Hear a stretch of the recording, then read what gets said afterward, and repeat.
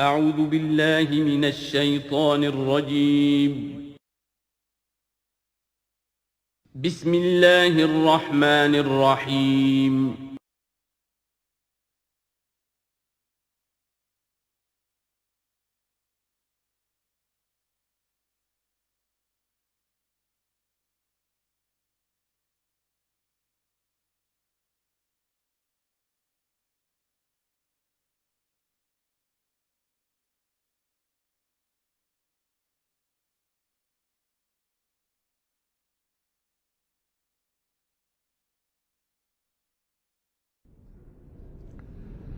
بسم اللہ اولہ و آخرہ۔ پچھلی نشست میں جو گفتگو چل رہی تھی وہ فہم قرآن کے ضمن میں کچھ بنیادی اصول کہ جنہیں اگر پیش نظر رکھا جائے تو سہولت ہو جائے قرآن کے سمجھنے میں۔ 5 چیزیں بیان ہو چکی تھیں۔ نمبر 1، قرآن کا اسلوب استدلال منطقی نہیں ہے، فطری ہے، نیچرل اور خطابی ہے، انسان کو خود غور و فکر کرنے اور اپنے اندر جھانکنے کی دعوت دیتا ہے قرآن۔ ثانیاً، قرآن مجید کی آیات میں تقسیم ہے، محکمات اور متشابہات، اور سورہ آل عمران میں جہاں اس کا ذکر ہے فرما دیا گیا ہے کہ اہل ایمان کا شیوہ یہ ہونا چاہیے کہ وہ محکمات پر اپنی توجہ کو مرکوز رکھیں اور متشابہات کے بارے میں اجمالی طور پر یقین رکھیں کہ اللہ کی طرف سے ہے، یقیناً حق ہے، چاہے وہ ہماری سمجھ میں آئی ہے یا نہیں آئی۔ لیکن اس میں جو ایک براڈ تقسیم ہے وہ یہ کہ آیات الاحکام سب کی سب محکمات ہیں، مستقل، اور عالم غیب، عالم آخرہ، عالم برزخ، عالم ارواح، عالم ملائکہ، اس کے تمام امور مستقل طور پر متشابہات میں سے ہے۔ البتہ ایک تیسری کیٹیگری ہے کہ جو سائنٹیفک فینومینا کے ضمن میں ہو سکتا ہے کہ ایک شے آج متشابہات میں ہو، کل وہ محکمات میں داخل ہو جائے، جبکہ انسانی علم جو ہے وہاں تک پہنچ جائے اور اس کا ادراک کر سکے۔ نمبر 3، تفسیر زیادہ تر لفظی طور پر اور نحو اور صرف سے بحث کرتی ہے، تعویل کا مقصد ہے اصل مدلول تک پہنچنے کی کوشش کرنا۔ نمبر 4، تعویل میں عام اور خاص کانٹیکسٹ میں، زمان و مکان کے خاص کانٹیکسٹ میں جب قرآن نازل ہوا تو کسی آیت کا کیا اصل مفہوم تھا جو سمجھا گیا، اس میں شان نزول کی روایات کو بھی اہمیت حاصل ہوگی۔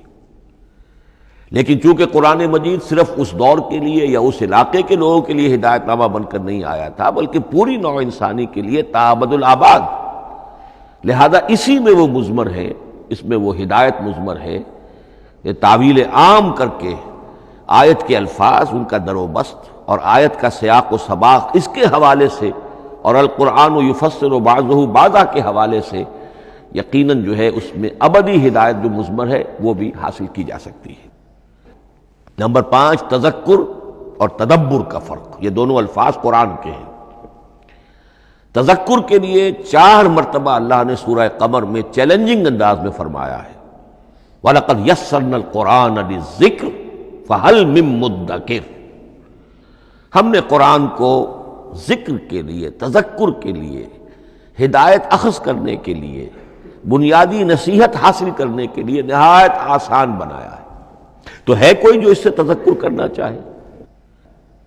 اس تذکر بالقرآن کے لیے صرف یہ کافی ہے کہ انسان عربی زبان سے اتنا واقف ہو کہ اس کا ایک براہ راست مفہوم سمجھتا چلا جائے، اور دوسری شرط لازم ہے نیت کی درستی، طلب ہدایت پیش نظر ہو، اپنے علم کی دھوس جمانا جو ہے وہ مقصود نہ ہو، تو قرآن مجید سے تذکر حاصل ہو جائے۔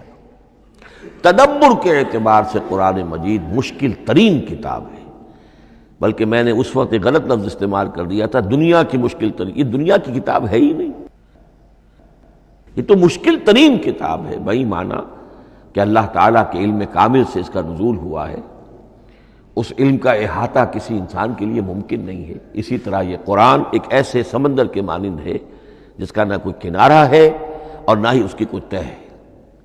اس میں پوری زندگیاں کھپانے کے باوجود بھی افلا یتدبرون القرآن، تدبر، لیدبروا آیاتہ ولیتذکر اولو الالباب، یہ دو اصطلاحات خود قرآن کی ہیں۔ میرا جو کتابچہ ہے مسلمانوں پر قرآن مجید کے حقوق، اس میں نے ان پر تفصیل سے بحث کی۔ نمبر 6، دو اعتبارات سے قرآن مجید پر غور کرنے والے کا ایٹیچیوڈ ایک دوسرے سے بالکل متضاد ہوگا۔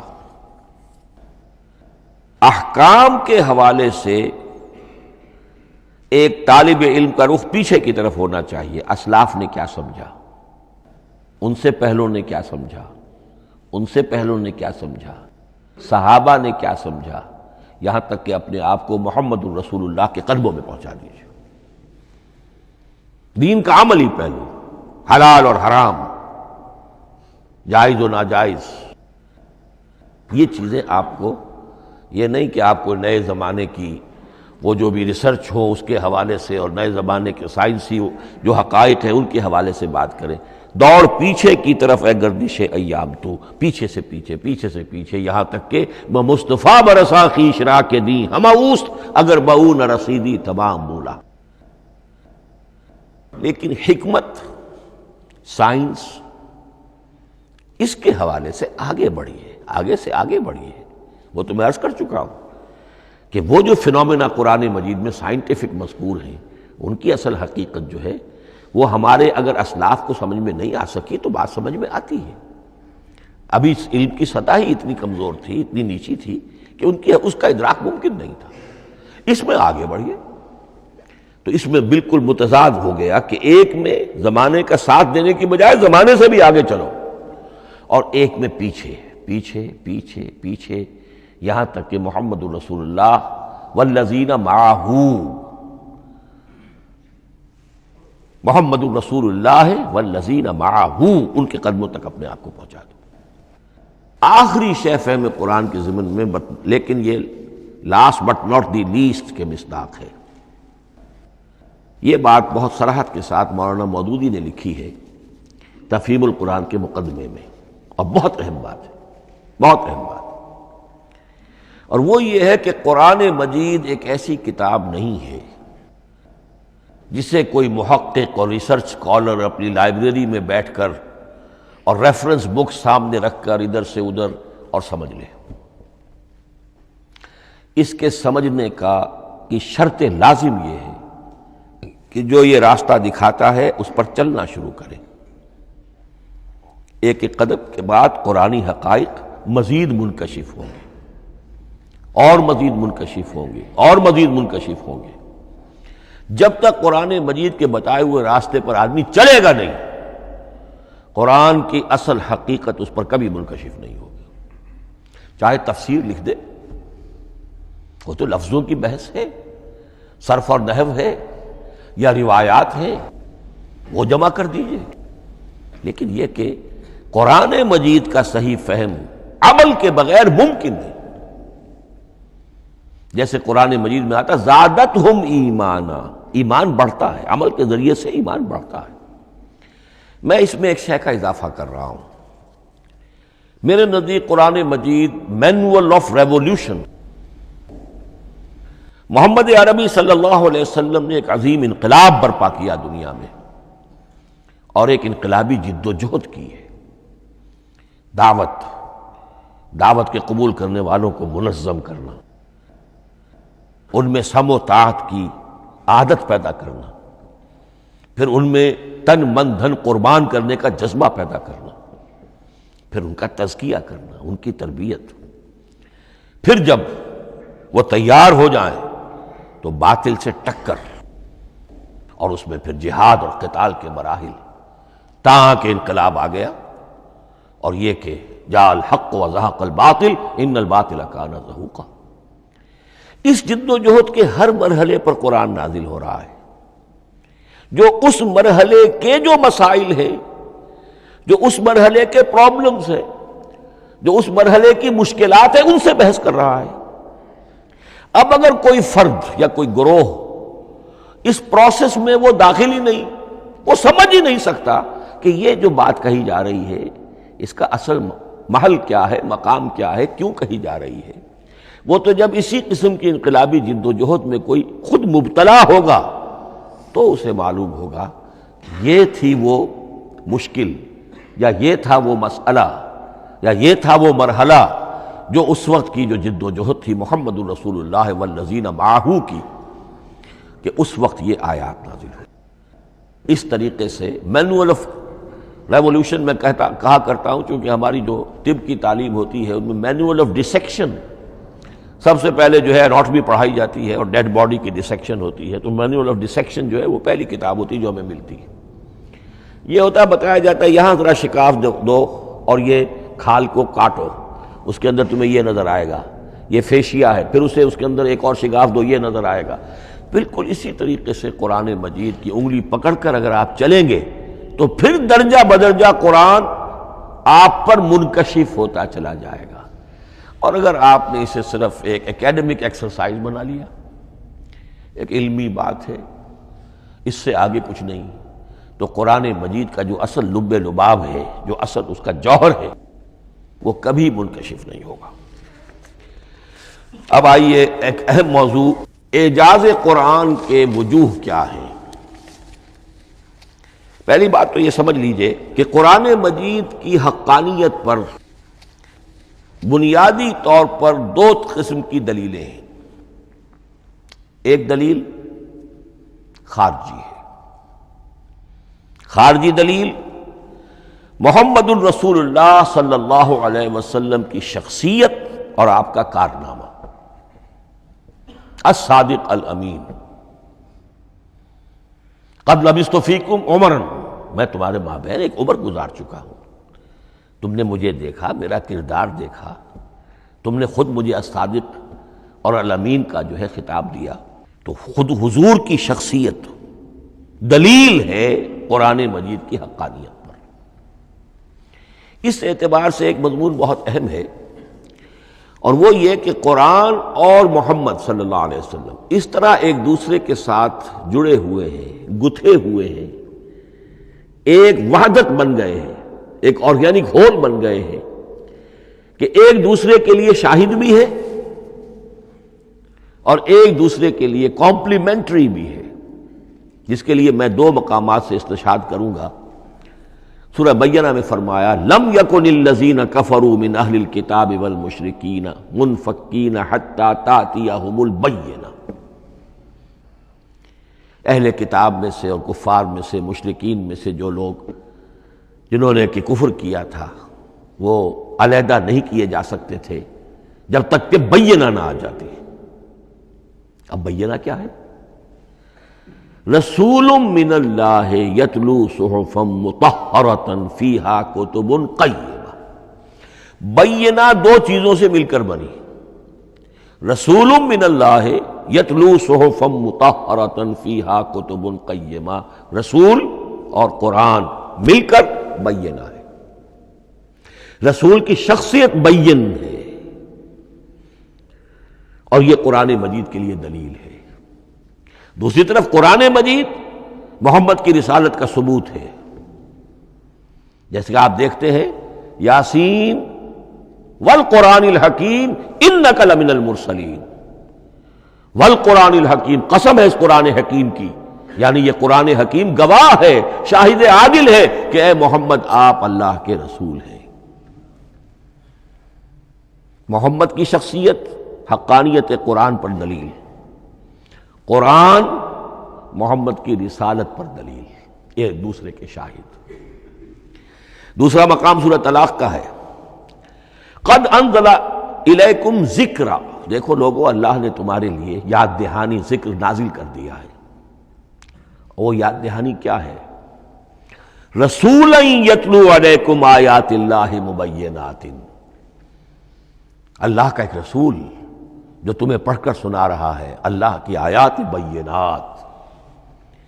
یہ دونوں چیزیں مل کر بینہ بنا، دونوں چیزیں مل کر ذکرا بنا۔ اس حوالے سے یہ دونوں چیزیں ایک دوسرے کے ساتھ یوں سمجھیے کہ اس طریقے سے گتھی ہوئی ہیں دونوں حقیقتیں، اس طرح جمع ہیں کہ ایک دوسرے سے جدا نہیں کی جا سکتی۔ اگلی بات یہ سمجھیے کہ قرآن مجید محمد الرسول اللہ کا اصل معجزہ، بلکہ اس سے آگے بڑھ کر ایک لفظ استعمال کروں گا، واحد معجزہ ہے۔ آپ شاید حیران ہو کہ اور بھی تو معجزات بیان ہوتے ہیں حضور کے، لیکن میری بات سمجھیے، غور کیجیے۔ ان واقعات سے مجھے انکار نہیں ہے، لیکن جو بات میں کہنا چاہتا ہوں اس کو اچھی طرح سمجھیے۔ معجزہ کہتے کسے ہیں؟ معجزہ عاجز کر دینے والی شے۔ اس معجزے میں دو چیزیں ہونی لازم ہیں، دعویٰ اور تحدی، چیلنج۔ جب کہ کوئی خرق عادت کوئی شے پیدا ہو جائے، خرق عادت اسے کہتے ہیں کہ فزیکل لا ایک ہے، پانی، واٹر کیپس اٹس سرفیس، حضرت موسیٰ کا عصا اس پر لگا اور سمندر پھٹ گیا، خرق عادت ہے، یعنی جو عادی قانون ہے، عام طور پر جو قوانین طبعیہ ہیں ان کا پھٹ جانا، ختم ہو جانا، ٹوٹ جانا، اور کسی حقیقت کا اس میں سے ظاہر ہو جانا جو ان فزیکل لاز کے خلاف۔ آگ کے بارے میں قانون کیا ہے؟ وہ جلاتی ہے، لیکن یہ کہ یہ معجزہ ہے، یہ خرق عادت ہے کہ حضرت ابراہیم آگ میں ڈالے گئے، اس نے نہیں جلایا، یا نارو کونی بردن و سلام علی ابراہیم۔ تو خرق عادت کو اب دو قسموں میں آپ سمجھیے۔ ایک خرق عادت وہ ہے جو دعوے کے ساتھ پیش کیا جائے، اپنی صداقت، اپنی رسالت کی حقانیت اور صداقت کے ثبوت کے طور پر، اور اس میں چیلنج کیا جائے کہ آؤ مقابلہ کر لو۔ وہ اس رسول کا اصل معجزہ ہوتا ہے۔ ایک خرق عادت وہ ہے جو اللہ تعالیٰ اپنے نیک بندوں کی بزرگی کو ظاہر کرنے کے لیے، غیر انبیاء کے لیے بھی کرامات جنہیں ہم کہتے ہیں ہو جاتی ہے۔ بہت سے صحابہ سے وہ کرامات ثابت ہیں۔ حضرت عمر رضی اللہ تعالی عنہ کو شام کا میدان جنگ دکھا دیا گیا، یا ساریۃ الی الجبل کے الفاظ آپ نے فرمائے۔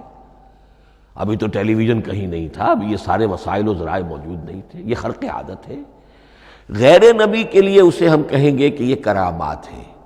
نبی کے لیے لفظ معجزہ اختیار کر لیا جاتا ہے، لیکن معجزہ اس کو نہیں کہنا چاہیے، اصل میں یہ بھی نبی کے لیے کرامات کے درجے کی شے ہے جو اس سے بلند ہے۔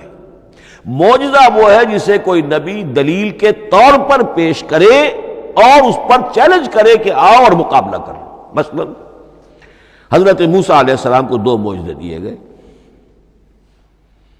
اور اس میں سے جو سانپ بن جانا تھا لاٹھی کا، وہ معجزہ ہے جس پر چیلنج بھی آیا اور ساحروں سے مقابلہ بھی کیا، اور ساحر شکست کھا گئے، عاجز آ گئے۔ القی السحرۃ ساجدین، وہ سارے جادوگر جو ہیں فوری طور پر بے اختیار سجدے میں گر گئے۔ آمنا برب موسیٰ و ہارون، ہم ایمان لے آئے موسیٰ اور ہارون کے رب پر۔ یہ معجزہ ہے۔ اس معنی میں محمد الرسول اللہ صلی اللہ علیہ وسلم کا معجزہ صرف قرآن حکیم۔ قرآن مجید میں آپ سورہ انعام میں بھی دیکھیں گے بہت ہی شدت کے ساتھ، سورہ بنی اسرائیل میں دیکھیں گے بڑی تفصیل کے ساتھ معجزے طلب کیے گئے۔ آپ اس مکے کی سرزمین میں ابھی ہمارے دیکھتے ہی دیکھتے چشمہ نکال دیجئے، ہم مان لیں گے آپ اللہ کے رسول ہیں۔ آپ ہماری نگاہوں کے سامنے آسمان پر چڑھ کر دکھائیے، پھر وہاں سے کتاب لے کر اتریے، پھر ہم سمجھ لیں گے آپ اللہ کے رسول ہیں۔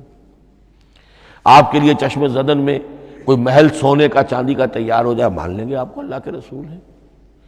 آپ اس بے آب و گیا وادی میں فوراً ایک باغ جو ہے اپنے لیے بنا کے دکھا دیں، مان لیں گے کہ آپ اللہ کے رسول ہیں۔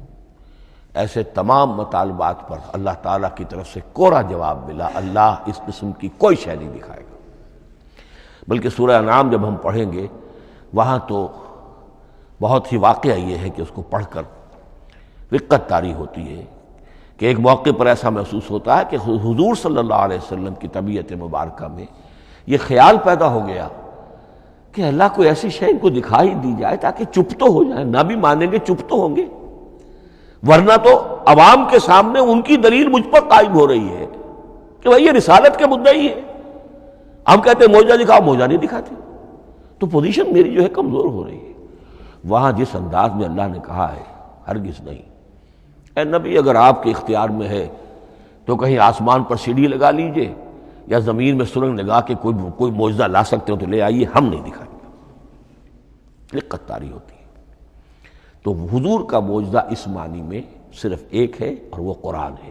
اچھا، اس کے لیے کیسے کیسے چیلنج کیے گئے؟ ام یقولون تقولہ بل لا یؤمنون فلیاتوا بحدیث مثلہ ان کانوا صادقین، سورۃ الطور۔ کیا ان لوگوں کا کہنا یہ ہے کہ یہ کلام خود محمد نے موضوع کر لیا ہے صلی اللہ علیہ وسلم؟ تو اگر ایسی بات ہے تو وہ بھی ایسا ہی کلام پیش کر دیں۔ تحدی، اس چیلنج کو کوئی قبول نہیں کر سکا۔ کم سے کم اس شرافت کا اقرار کرنا پڑتا ہے کہ اس وقت عرب قوم میں یہ شرافت تھی کہ کسی نے اٹمپٹ بھی نہیں کی، ورنہ کوئی شخص الٹی سیدھی عبارت لکھ کر لے آتا اور کھڑا ہو کر کہہ دیتا کہ ٹھیک میں کہتا ہوں یہ ہے، یہ قرآن کی طرح کا کلام ہے۔ نہیں، کسی نے نہیں کیا۔ تاریخ یہ بتاتی ہے کہ اس تحدی کا کوئی کسی نے قبول نہیں کیا۔ اسی طرح فرمایا سورہ بنی اسرائیل میں، قُلْ لَئِنِ اجْتَمَعَتِ الْإِنسُ وَالْجِنُّ عَلَىٰ أَن يَأْتُوا بِمِثْلِ هَٰذَا الْقُرْآنِ لَا يَأْتُونَ بِمِثْلِهِ وَلَوْ كَانَ بَعْضُهُمْ لِبَعْضٍ ظَهِيرًا۔ چیلنج ہے، اے نبی کہہ دیجئے اگر تمام انسان، تمام جن مل کر بھی چاہیں کہ ایسی کوئی کتاب وہ مرتب کر لیں، نہیں کر سکیں گے، چاہے وہ سب کے سب ایک دوسرے کی مدد کریں۔ ہے کہ نہیں چیلنج؟ اسی طریقے سے سورہ ہود میں فرمایا، اب اس کو کہتے ہیں برسبیل تنزل، پوری کتاب نہیں لا سکتے قرآن جیسی، چلو تو 10 صورتیں لے آؤ۔ قُلْ فَاتُوا بِعَشْرِ سُوَرٍ مِثْلَهُ مُفْتَرَيَاتٍ، اے کہیے اے نبی، سورہ ہود کی آیت نمبر 13 ہے، اس جیسی کوئی 10 صورتیں لے آؤ، 114 نہ صحیح 10 صحیح۔ یہ بھی نہیں ہوا تو برسبیل تنزل اور سورہ یونس میں فرمایا، قُلْ فَاتُوا بِسُورَةٍ مِّن مِثْلِهِ، ایک سورت ہی لے آؤ۔ اور اسی کو سورہ بقرہ کے 30 رکوع میں دہرایا گیا، وَإِن كُنتُمْ فِي رَيْبٍ مِّمَّا نَزَّلْنَا عَلَىٰ عَبْدِنَا فَأْتُوا بِسُورَةٍ مِّن مِّثْلِهِ وَادْعُوا شُهَدَاءَكُم مِّن دُونِ اللَّهِ إِن كُنتُمْ صَادِقِينَ۔ لیکن نوٹ کر لیجئے کہ کسی نے یہ جرأت نہیں کی، نہ قرآن کے اس دعوے کو چیلنج کیا، نہ کسی نے مقابلے کی کوشش کی، نہ کوئی اپنی کوئی تصنیف و تالیف یا اپنا کوئی کمپوزیشن لا کر اور یہ دعویٰ کر کے کھڑا ہوا کہ جمع کر لیجئے، منصف بلا لیجئے، کوئی کمیشن بٹھا لیجئے، میرا یہ کلام بھی بالکل ہم وزن ہے اس کلام کے۔ نہیں۔ اب ہمیں دیکھنا یہ ہے کہ وجوہ اعجاز قرآن مجید کے کیا کیا ہے۔ معجزہ تو یہ ہے، حضور کا اصل معجزہ یہ ہے، لیکن معجزہ کس کس پہلو سے ہے؟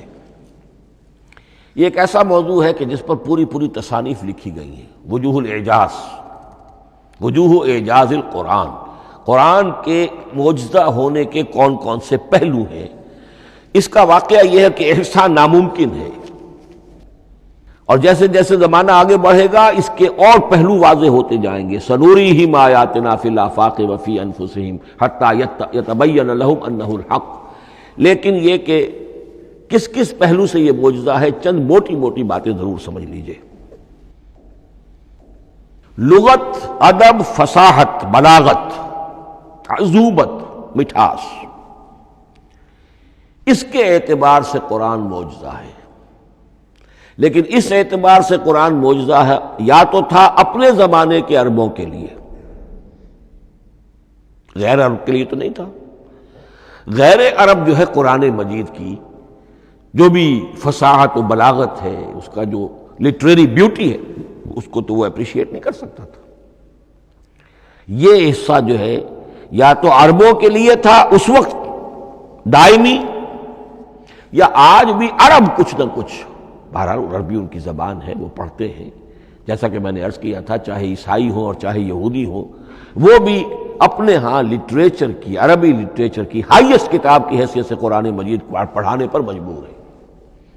ایک پہلو اس کا یہ ہے، اور اسی کے حوالے سے نوٹ کیجئے حضرت لبید رضی اللہ تعالی عنہ، یہ سبع معلقہ کے شعراء میں سے تھے آخری۔ عربوں میں چونکہ اس کا بڑا چرچا تھا شاعری کا، تو ان کا جو سالانہ جشن ایک ہوتا تھا، اس میں وہ بہت بڑے بڑے شعراء سب جمع ہوتے تھے، اپنے اپنے قصیدے پڑھتے تھے، اور جس کا قصیدہ سمجھا جاتا تھا کہ سب سے اعلیٰ ہے، سب سے بلند ہے، سب سے عمدہ ہے، اب اسے اس سال کے لیے وہ گویا کہ ملک الشعراء اس کو مانا جاتا تھا کہ یہ شاعروں کا بادشاہ ہے، اور تمام شاعر اسے سجدہ کرتے تھے بالفعل۔ اور اس کے قصیدے کو کعبے کی دیوار کے ساتھ ٹانگ دیا جاتا تھا، معلق کر دیا جاتا تھا۔ ایسے 7 قصیدے ہیں جن کے مجموعے کا نام ہے 7 معلقہ۔ اس 7 معلقہ جو ہے 7 جو سلسلے ہیں، ان میں آخری حضرت لبید کا ہے، وہ ایمان لے آئے۔ ایمان لانے کے بعد انہوں نے شعر کہنا چھوڑ دیا۔ اس پر حضرت عمر نے ایک دفعہ ان سے کہا کہ لبید اب آپ شعر نہیں کہتے۔ ان کا جواب تھا ابعد القرآن، کیا قرآن کے بعد بھی کسی کے لیے کوئی موقع ہے کہ وہ کچھ کہنے کی کوشش کرے؟ فصاحت اور بلاغت کی تو معراج قرآن مجید ہے، وہ آ چکی ہے۔ تو جہاں تک اہل عرب کے لیے اس کا معجزہ ہونا خاص طور پر اس دور میں اور اب بھی کسی درجے میں، اس میں تو اہمیت ہے اس کی ادبیت، اس کی فصاحت، اس کی بلاغت، اس کی عذوبت۔ دائمی اور ابدی یہ کس اعتبار سے معجزہ ہے؟ عہد حاضر میں اور غیر عرب لوگوں کے لیے۔ نمبر 1، سائنسی حقائق کا انکشاف۔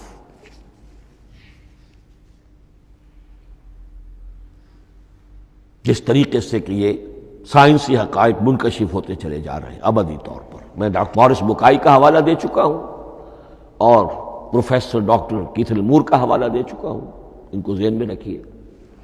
سنریہم آیاتنا فی الآفاق وفی انفسہم حتی یتبین لہم انہ الحق۔ نمبر 2، حضور کا وہ کارنامہ کہ آپ نے ایک عظیم انقلاب برپا کر کے دکھایا اور وہ نظام قائم کر کے دکھایا کہ جس سے بہتر، جس سے عادلانہ، جس سے زیادہ منصفانہ کوئی نظام دنیا میں نہ آج تک قائم ہوا ہے اور نہ اس کی کوئی دوسری نظیر پیش کی جا سکتی۔ یہ ہے سب سے بڑا معجزہ، اور معجزہ ہوا قرآن سے۔ اتر کر حرا سے سوئے قوم آیا اور ایک نسخہ کیمیا ساتھ لایا۔ یہ سارا معجزہ، جیسا کہ میں نے شروع میں عرض کیا ہے، محمد اور قرآن دونوں مل کر بینہ بھی ہے تو رسول من اللہ یتلو صحفا مطہرۃ فیہا کتب قیمہ، اور قد انزل الیکم ذکرا رسولا یتلو علیکم آیات اللہ المبینات۔ یہ معجزہ جو ہے جس کے حوالے سے دنیا میں بڑی بڑی شخصیات نے شہادت دی۔ ایم این رائے اس صدی کا ایک بہت بڑا انقلابی شخص، کمیونسٹ انٹرنیشنل کا رکن، اس صدی کی ابتدا میں جو شورا تھا، جو غلغلہ تھا، جو ولولہ تھا بولشوک ریولوشن کا، اور جو دنیا کے اندر ایک دھوم مچ گئی تھی، اس کو ذہن میں رکھیے۔ اور اس میں کمیونسٹ انٹرنیشنل کا رکن ایم این رائے، 1920 میں اس نے لاہور میں ایک خطبہ دیا تھا، ہسٹوریکل رول آف اسلام، اور اس نے کہا تھا تاریخ انسانی کا عظیم ترین انقلاب وہ ہے کہ جو محمد نے برپا کیا صلی اللہ علیہ وسلم۔ آج بھی یہ کتاب بھارت میں چھپتی ہے، بامبے کا ایک پبلشر شائع کرتا ہے، historical role of Islam by M N Roy. پھر آگے چلیے، ایچ جی ویلز اگرچہ انتہائی رقیق حملے کرتا ہے حضور کی زندگی کے بعض پہلوؤں پر، جیسے رشدی نے کیے ہیں یا جیسے تسلیمہ نسرین ایک بنگالی خاتون نے کیے ہیں، اسی طرح کے حملے کیے اس نے بھی۔ اور یہ اس لیے بتا رہا ہوں کہ یہ اسٹیبلش ہو جائے کہ وہ دوست نہیں ہے، دشمن ہے۔ عربی کا ایک مقولہ یہ ہے کہ الفضل ما شہدت بہ الاعداء، اصل فضیلت تو اس شے کی ہے جس کی گواہی دشمن دے۔ دوست تو تعریف کریں گے، قابل تعریف شے کی بھی تعریف کریں گے، بڑھ چڑھ کر کریں گے۔ یہ بھی ہو سکتا ہے کسی قابل مذمت شے کی بھی تعریف کر بیٹھے، دوست تو ہوئے۔ دشمن جو ہے وہ تو ظاہر بات ہے اسی بات کو مانے گا جس میں کسی شک و شبہ کی گنجائش نہ ہو۔ اس لیے میں نے عرض کیا کہ دشمن ہے، رقیق حملے کرتا ہے، لیکن آخر میں جب آتا ہے concise history of the world میں چیپٹر جو ہے حضور پر، اس میں خطبہ حجۃ الوداع کا وہ حوالہ دیتا ہے، لا فضل لعربی علی عجمی ولا لعجمی علی عربی ولا لاحمر علی اسود ولا لاسود علی احمر الا بالتقوی۔ اور پھر لکھتا ہے کہ اگرچہ انسانی حریت و اخوت و مساوات کے واز تو پہلے بھی بہت کہے گئے تھے، یہاں تک کہ مسیح ناصری حضرت عیسیٰ علیہ السلام کے ہاں بھی ہمیں بڑے واعظ ملتے ہیں، لیکن یہ ماننا پڑتا ہے کہ تاریخ انسانی میں پہلی مرتبہ ان اصولوں پر ایک انسانی معاشرہ قائم کر کے دکھایا محمد نے صلی اللہ علیہ وسلم. Although the sermons of human freedom, fraternity and equality were said before also, and we find a lot of them in Jesus of Nazareth, but it must be admitted that it was Muhammad sallallahu alaihi wasallam who established for the first time in history a society based on these principles. اسی طرح کی گواہی آج سے تقریباً 20 سال پہلے امریکہ کے ڈاکٹر مائیکل ہارٹ نے دی. A selection and gradation of the 100 most influential personalities of human history.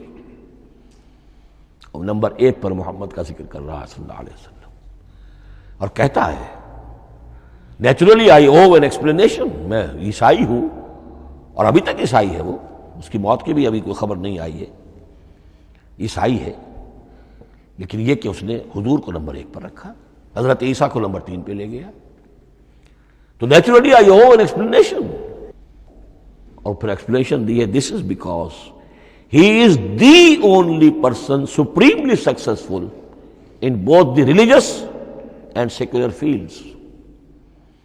یہ دونوں میدان جو ہے مذہب اور روحانیت اور دوسری طرف سیاست اور حکومت اور ریاست، ان دونوں میدانوں میں بیک وقت انتہائی کامیاب انسان صرف ایک ہے، اور وہ محمد ہے صلی اللہ علیہ وسلم. یا تو آدمی اس میں اونچا ہوتا ہے، روحانیت میں ہے، دین میں ہے، اخلاق میں ہے، تو سیاست اور ریاست میں زیرو ہوگا. یا کوئی بہت بڑا بادشاہ ہے، بڑا حکمران ہے، بڑا فاتح ہے، سکندر اعظم ہے، تو وہ اخلاقیات میں اور روحانیات میں زیرو نہیں، مائنس ہوگا.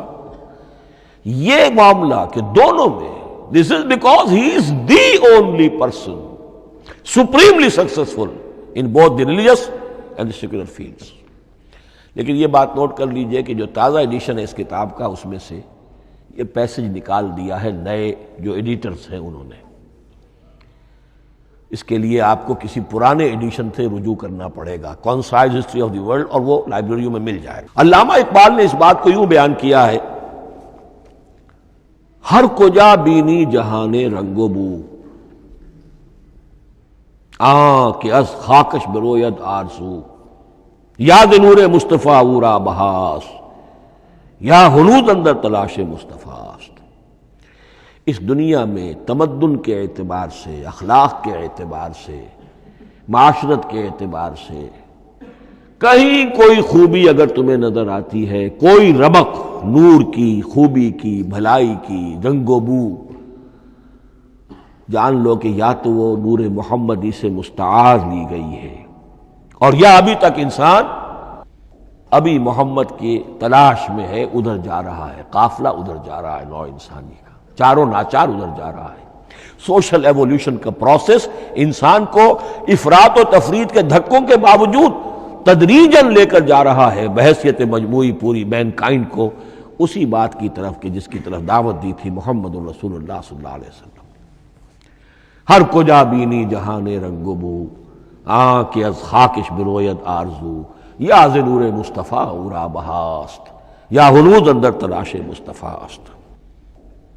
اسی اعتبار سے میں ایک بات اور کہہ رہا ہوں، اس پہلو سے واقعہ یہ ہے کہ میرے نزدیک اس دور میں اعجاز قرآن کی سب سے بڑی نمائندہ شخصیت، اعجاز قرآن کا سب سے بڑا مظہر علامہ اقبال کی ذات ہے.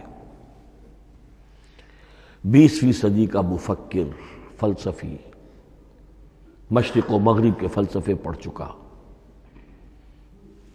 قدیم اور جدید فلسفہ سب کا مطالعہ کیا، اور اس کے بعد اس کو قرآن کی حقانیت پر جو یقین نظر آیا ہے، قرآن کی عظمت جس طرح اس پر منکشف ہوئی ہے،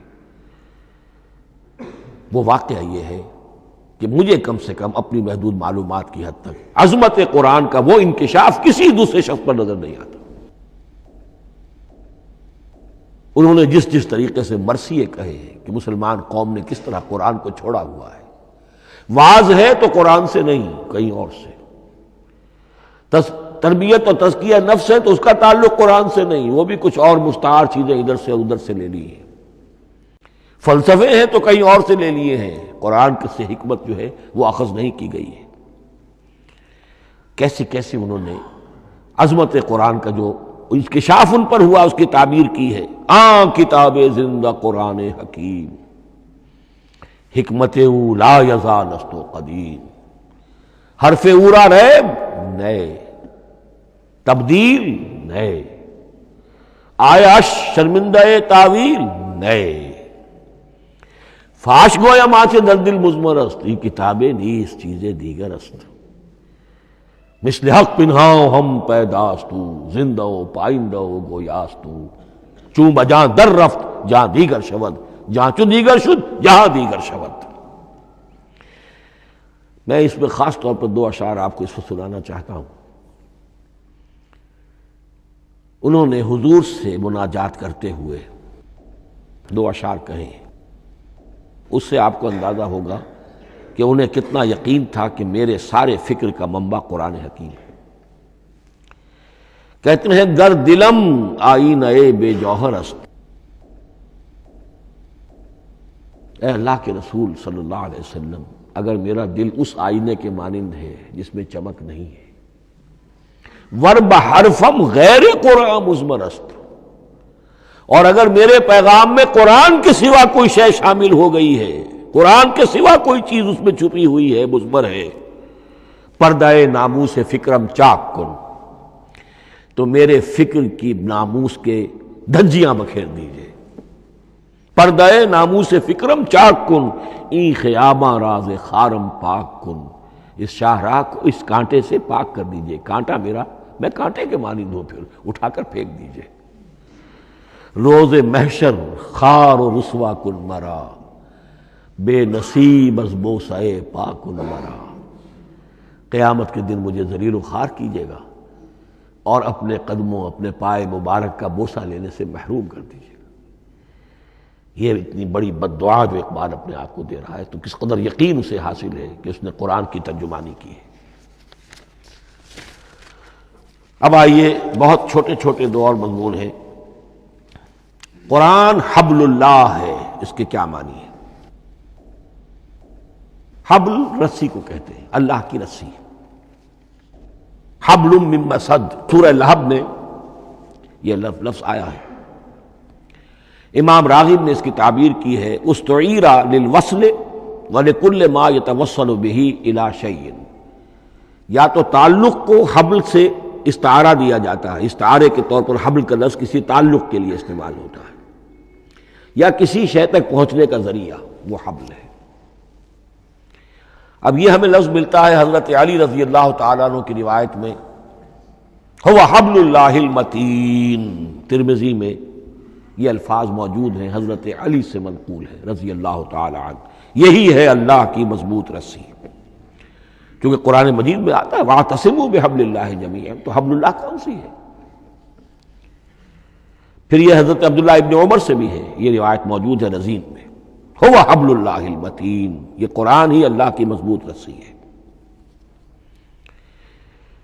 اللہ سے اب اس کے دو پہلو ہیں، ایک تو یہ کہ یہ اللہ سے جوڑنے والی ہے، تقرب اللہ کا ذریعہ ہے، وصول الی الشیء، کسی چیز تک پہنچانے والی شے، اس کا سہل ترین، اللہ کے تقرب کا سہل ترین ذریعہ، مؤثر ترین ذریعہ قرآن حکیم ہے۔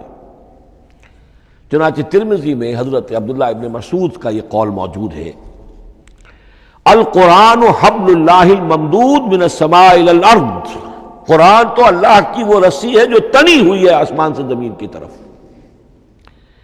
یہ ترمذی میں تو اصل میں اثر ہے، حضرت عبداللہ ابن مسعود کا قول ہے، لیکن یہ کہ زید ابن ارقم سے یہ الفاظ جو ہیں مرفوعاً کہ یہ حضور کے الفاظ ہیں، یہ بھی منقول ہے کہ حضور نے فرمایا کہ القرآن حبل اللہ الممدود من السماء الی الارض۔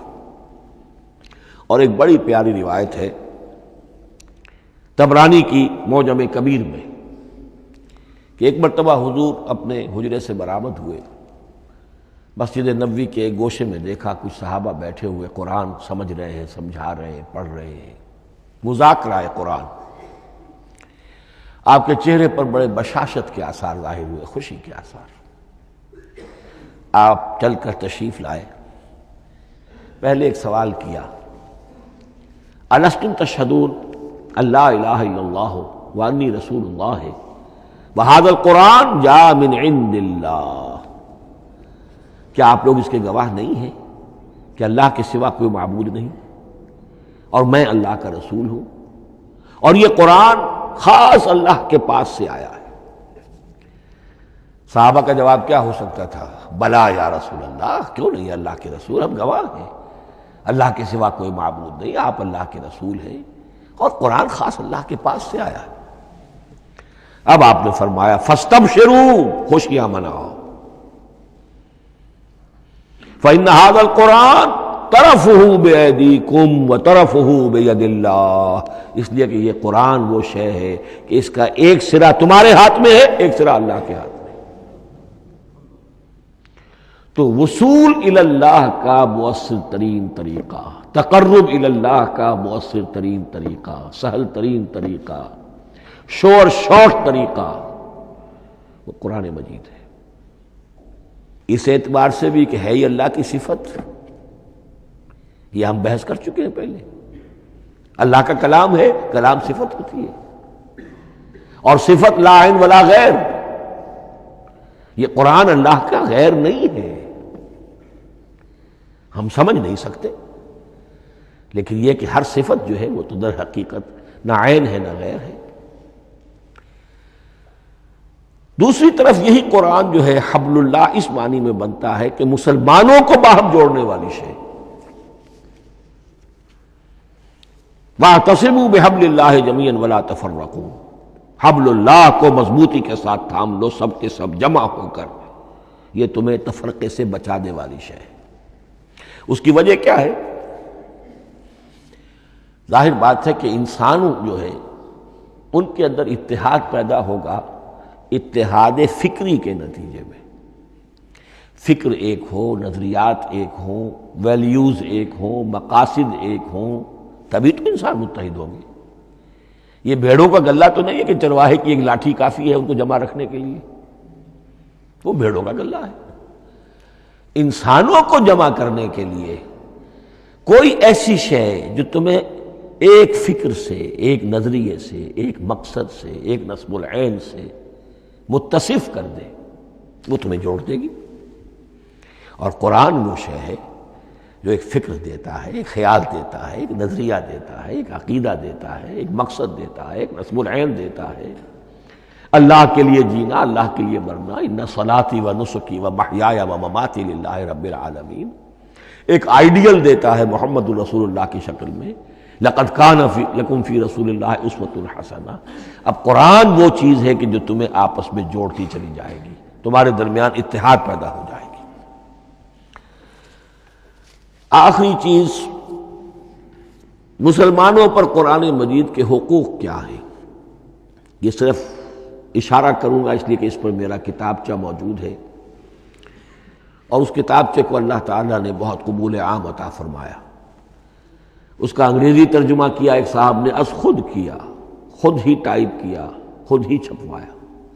عربی ترجمہ ایک صاحب نے کیا، خود کیا۔ فارسی ترجمہ ایک صاحب نے کیا، خود کیا، بغیر کسی معاوضے کے۔ ملیشیا میں وہ چھپ چکا ہے، لاکھوں کی تعداد میں عام ہو چکا ہے۔ پھر میں نے ایک موقع پر 1970 میں رمضان مبارک کے دوران آخری عشرے میں مولانا بن نوری رحمۃ اللہ علیہ تشریف لائے ہوئے تھے مدینہ منورہ، اور میں نے بھی وہ پورا رمضان مبارک اس سال وہیں کیا تھا۔ میں نے ان کو دیا تھا کہ آپ دیکھیے اس میں کوئی غلطی ہو تو مجھے بتا دیجئے، میں اسے بڑے پیمانے پر شائع کرنا چاہتا ہوں۔ انہوں نے حالت اعتکاف میں مسجد نبوی میں پڑھا ہے، صرف ایک جگہ ایک جملے میں انہوں نے اصلاح تجویز کی، وہ میں نے کر دی۔ اس اعتبار سے اب یہ کتابچہ جو ہے مصدقہ ہے مولانا محمد یوسف بن نوری رحمۃ اللہ علیہ کا۔ اس میں اللہ تعالیٰ نے جو بات مجھ سے کہلوا دی تھی، تقریباً 30 سال پہلے کی بات ہے، ہر مسلمان پر قرآن مجید کے 5 حقوق حسب استعداد و توفیق عائد ہوتے ہیں۔ پہلے یہ کہ اس پر ایمان ہو جیسا کہ ایمان کا حق ہے، صرف زبانی ایمان نہیں، دل سے یقین کہ یہ اللہ کا کلام ہے۔ اور اس کا نتیجہ کیا ہوگا؟ پھر عظمت اس کی پیدا ہوگی، ایمان و تعظیم، یہ پہلا حق ہے۔ تلاوت و ترتیل، اس کو پڑھے جیسے کہ پڑھنے کا حق ہے، پھر سمجھے جیسے کہ سمجھنے کا حق ہے، تذکر و تدبر، پھر عمل کرے، انفرادی طور پر بھی اجتماعی طور پر بھی۔ انفرادی طور پر جو آپ کی زندگی کے معاملات ہیں وہ آپ قرآن کے مطابق طے کریں، قومی سطح پر حکومت اور ریاست اور قانون اور سیاست، اس کے سارے تقاضے قرآن کے مطابق پورے ہوں، اور آخری یہ کہ اس قرآن کو پہنچائیں اور عام کریں، جس کے لیے حضور نے اس حد تک اس میں عمومیت کر دی ہے کہ بلغوا انی ولو آیۃ، پہنچاؤ میری جانب سے خواہ ایک ہی آیت پہنچاؤ، میرا کوئی امتی اس سعادت سے بالکل محروم نہ رہ جائے۔ اول تو خیرکم من تعلم القرآن وعلمہ، تم میں سے بہترین لوگ وہ ہیں جو اسی کے لیے اپنے آپ کو وقف کر دیں، قرآن پڑھیں اور پڑھائیں، سیکھیں اور سکھائیں، سمجھیں اور سمجھائیں۔ اس لیے کہ سمجھنے اور سمجھانے، سیکھنے اور سکھانے، پڑھنے اور پڑھانے کا بھی کوئی ایک لیول تو نہیں ہے، ایک عام لوگوں کی سطح ہے، ایک ان سے اوپر کی سطح ہے، ایک انٹلیکچوئلز کی سطح ہے، ایک جینیس لوگوں کی سطح ہے۔ ان تمام سطحوں پر قرآن کو سمجھانے کے لیے، پہنچانے کے لیے خود بھی تو اوپر اٹھنا پڑے گا، خود اسے سیکھنا پڑے گا، خود اس کی گہرائی میں غوطہ زنی کرنی پڑے گی، اور یہ ایک لائف لانگ پروسیس ہے، یہ کوئی پارٹ ٹائم جاب نہیں ہے، یہ کوئی صرف پیس ٹائم نہیں ہے، یہ کوئی ہابی نہیں ہے، ہمہ وقت ہمہ تن، خیرکم من تعلم القرآن وعلمہ۔ اب آخری بات بتا رہا ہوں، اور وہ یہ ہے کہ قرآن مجید وحی باللفظ ہے، صرف وحی بالمعنی نہیں ہے۔ یہ بحث اصل میں کیونکہ ہمارے پڑھے لکھے طبقے میں کچھ زیادہ ہو جاتی ہے، خاص طور پر جو مشنری اسکولوں وغیرہ میں پڑھے ہوں اور عیسائیت اور اس کے عقائد اور اس کے فلسفے کی کوئی تھوڑی بہت ان کو کوئی چھوت لگ گئی ہو۔ عیسائیوں کے ہاں یہ عقیدہ ہے، اجماعی عقیدہ ہے کہ وحی بالمعنی ہوتی ہے، یعنی وحی کا ایک مفہوم ہے جو نبی پر اتار دیا جاتا ہے، پھر نبی اپنے الفاظ میں اسے ادا کرتا ہے۔ لفظ اللہ کے نہیں ہوتے، لفظ نبی کے ہوتے ہیں، مفہوم اللہ کا ہوتا ہے۔ ان کے لیے مجبوری یہ ہو چکی ہے جس کی وجہ سے انہیں یہ عقیدہ اپنانا پڑا کہ کوئی ایک انجیل ہے ہی نہیں، 104 انجیلوں میں سے وہ انہوں نے 4 سلیکٹ کی تھی کینونیکل گاسپلز، باقی جو ہیں وہ اب وہ ان کو مستند نہیں مانتے، اپوکریفل کہتے ہیں۔ اور میں نے ایک مرتبہ ایک پادری صاحب سے، مسٹر وائٹ ہوتے تھے منٹگمری میں نے ان سے پوچھا which one of them is Bible؟ یہ متی اور یہ لیوک اور مارکس اور جان، ان میں سے کون سی بائبل کون سی ہے؟ تو اس نے جواب دیا none of them is Bible، Bible is in them، ان میں سے کوئی ایک بھی مشخص طور پر، معین طور پر بائبل نہیں ہے، بائبل ان میں ہے بحیثیت مجموعی۔ لہذا ان کے لیے یہ عقیدہ جو ہے وہ لازم سا ہو گیا۔ ہمارے ہاں بھی بعض فلاسفہ نے اس قسم کی باتیں کی ہے کہ جن سے یہ دھوکہ لگتا ہے، لیکن میں خاص طور پہ چونکہ علامہ اقبال کا تذکرہ میں نے آج کیا ہے، اسی حوالے سے میں ان کا ایک واقعہ بیان کرنا چاہتا ہوں۔ ایف سی کالج لاہور کے پرنسپل تھے ڈاکٹر یوئنگ، ایک دعوت تھی، اس میں علامہ بھی تھے، وہ بھی تھے۔ تو ڈاکٹر یوئنگ نے کہا، وہ بڑا فلسفی تھا، کہ ڈاکٹر اقبال ہم نے سنا ہے کہ آپ بھی وحی باللفظ کے قائل ہیں، آپ جیسا پڑھا لکھا شخص، عالم، دانا۔ علامہ اقبال نے فرمایا جی ہاں، اور مجھے تو اس کا ذاتی تجربہ ہے، مجھ پر تو جو شعر نازل ہوتے ہیں وہ الفاظ میں ڈھلے ہوئے ہوتے ہیں، میں ان میں تبدیلی کرنا چاہوں تو نہیں کر سکتا۔ تو اگرچہ اس سوال، اس جواب کو ہم کہیں گے کہ یہ الاجوبۃ المسکتہ، مسکت، چپ کر دینے والا جواب تھا کہ جو علامہ اقبال نے دیا، لیکن ذہن میں رکھیے یہ کہ جو وحی باللفظ ہے وہ ختم ہو چکی محمد الرسول اللہ صلی اللہ علیہ وسلم پر۔ وحی رسالت وحی باللفظ ہے، وہ ختم ہو چکی۔ البتہ الہام، کشف، رویا، القاء، یہ وحی بالمعنی ہے، یہ کوئی ایک شے ہے جو دل میں ڈال دی جاتی ہے۔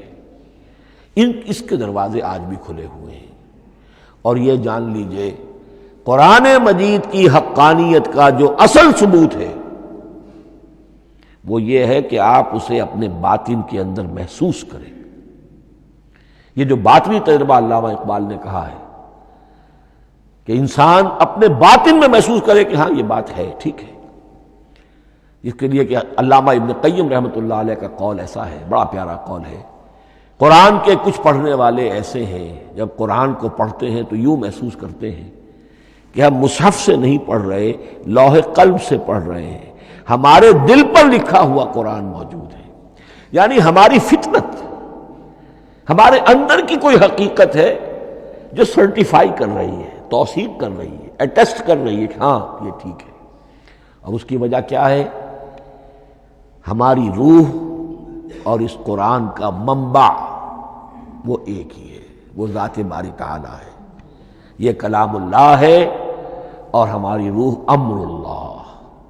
یسألونک عن الروح قل الروح من امر ربی وما اوتیتم من العلم الا قلیلا۔ بس میں اسی پر اکتفا کر رہا ہوں۔ اب گمان غالب یہی ہے کہ کل تو تراویح ہوگی انشاءاللہ، اس لیے کہ سنا یہ ہے کہ آج بھی روزہ تھا سعودی عرب میں، تو اب اس سے زیادہ تو تاخیر اب ممکن نہیں ہے، تو کل انشاءاللہ تعالی دورہ ترجمہ قرآن شروع ہو جائے گا۔ بارک اللہ لی ولکم فی القرآن العظیم ونفعنی وإیاکم بالآیات والذکر الحکیم۔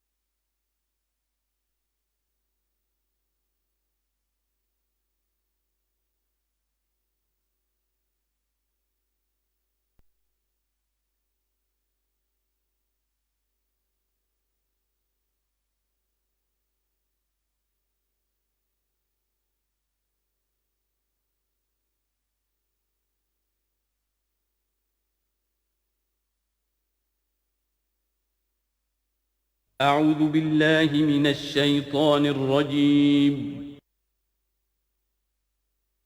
بسم الله الرحمن الرحيم.